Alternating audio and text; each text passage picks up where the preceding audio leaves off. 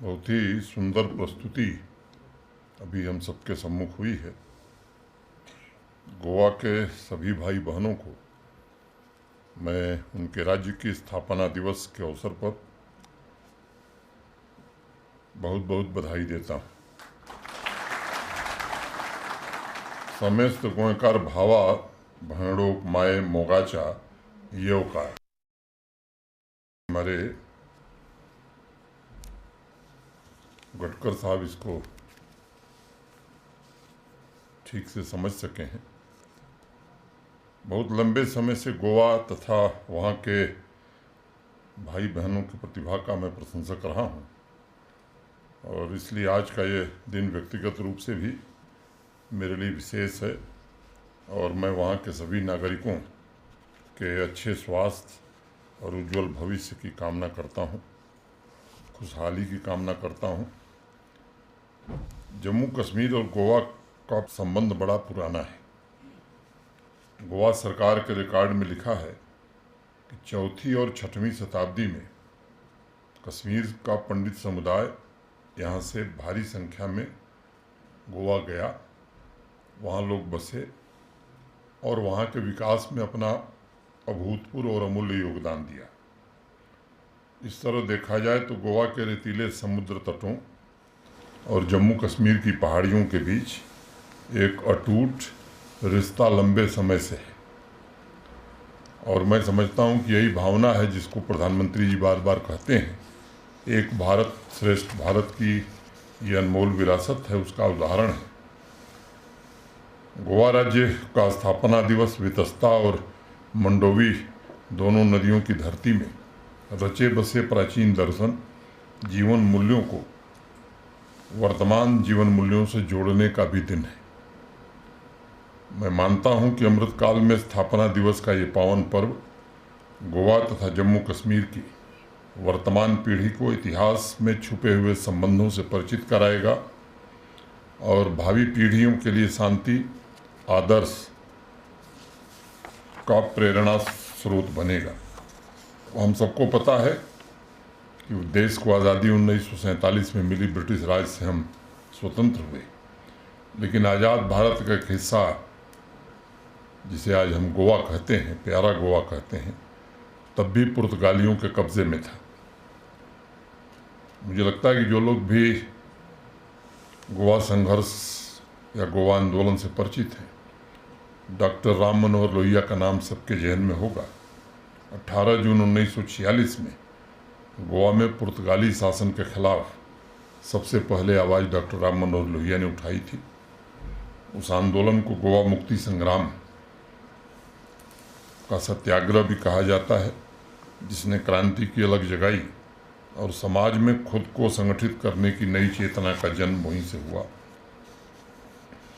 18 जून 2021 को पूरे देश ने गोवा क्रांति दिवस की 75वीं वर्षगांठ मनाई थी। डॉक्टर लोहिया को श्रद्धांजलि अर्पित की गई थी। 46 से लेकर 1961 के बीच माँ भारती के अनेक सपूतों ने गोवा मुक्ति संग्राम में अपना सर्वोच्च बलिदान दिया।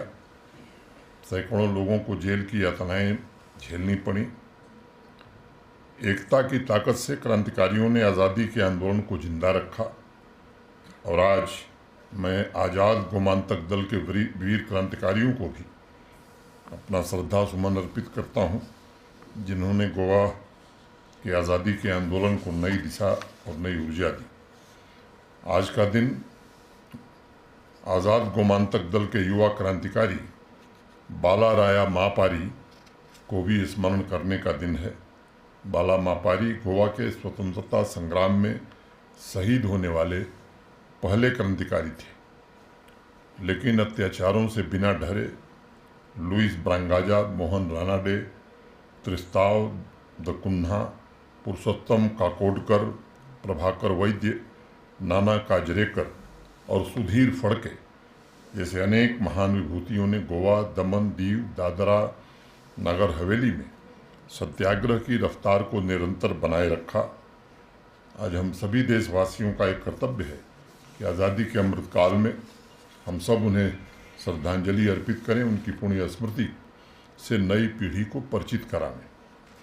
इस अवसर पर मैं डॉक्टर लोहिया के अनुयायी और समाजवादी नेता मधुलिमय जी का भी जिक्र करना चाहूँगा। उन्होंने इस आंदोलन में बढ़ चढ़ करके हिस्सा लिया था। तमाम बाधाओं के बावजूद लिमय साहब ने जुलाई 1955 में गोवा में प्रवेश किया। उन्हें गिरफ्तार करके 2 साल जेल में रखा गया था और उन्होंने भी गोवा की आज़ादी के आंदोलन को जीवित रखने में अनेक प्रयत्न किए। गोवा विमोचन समिति, गोवा मुक्ति सेना, राष्ट्रीय स्वयंसेवक संघ जैसे अनेक संगठन गोवा की आज़ादी के लिए लगातार संघर्ष करते रहे, सत्याग्रह की अलख को जलाते रहे। एक अनुमान के मुताबिक 18-19 दिसंबर 1961 को जब भारतीय सेना ने ऑपरेशन विजय के जरिए गोवा को आज़ाद कराया, तब तक इस आंदोलन में लगभग 58 लोग शहीद हो चुके थे। आज उनके सपनों, उनके संकल्पों को भी नमन करने का दिन है। आज ही के दिन 30 मई 1987 को गोवा को पूर्ण राज्य का दर्जा भी मिला था और यह भारतीय गणराज्य का 25वां राज्य बना था। गोवा की आधिकारिक भाषा कोंकणी है। कोंकणी का शाब्दिक अर्थ पृथ्वी का टुकड़ा या धरती के कोने का टुकड़ा भी माना जाता है।